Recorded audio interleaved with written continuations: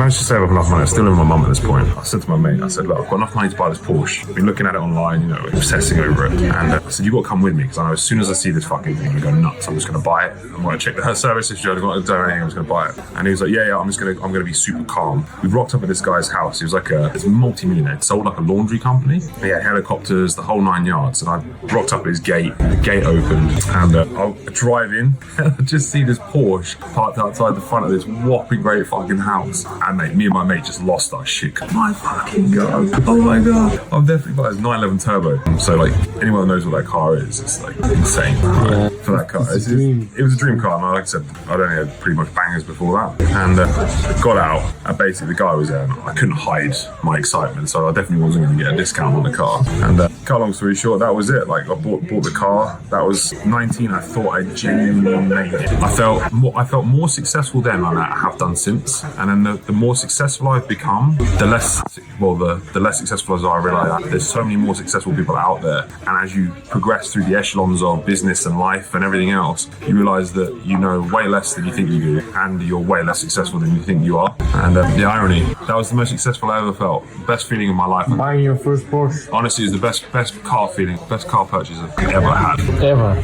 I've never felt that good since. Even when you buy your Huracan. Mate, not even close. Not even close.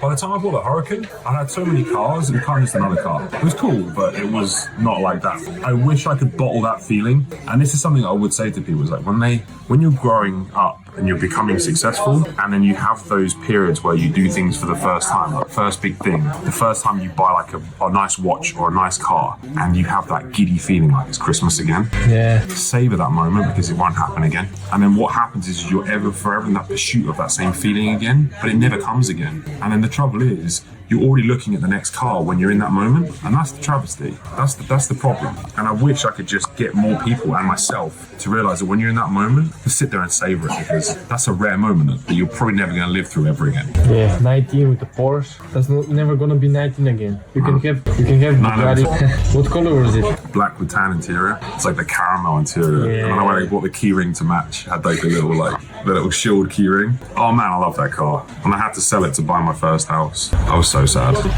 Sad that you sold it. Yeah, I didn't. You know, like when you have a car, normally you don't mind selling it. I didn't want to sell it. I don't want to sell the white stone. So I had to sell it because I needed money for a house deposit, and I was so upset. But I was happy I was buying a house, but I was so upset I lost the car because that car meant a lot to me, because it was like a milestone in my life. It was like, that's when I first felt like I made some sort of success. Then I bought the house, and 3 months after that, I bought a Bentley. Everyone's telling you there's only two solutions. Blue pill, stay in the system, or red pill, a specific way of escaping the system, driven to you by false role models. I'm here to tell you there's an alternative, the green pill, the wise gentleman pill. You can play the game differently to how you're being told, and you can still have everything that you want while being the ultimate respectful gentleman. All you have to do is learn how. Links in the description.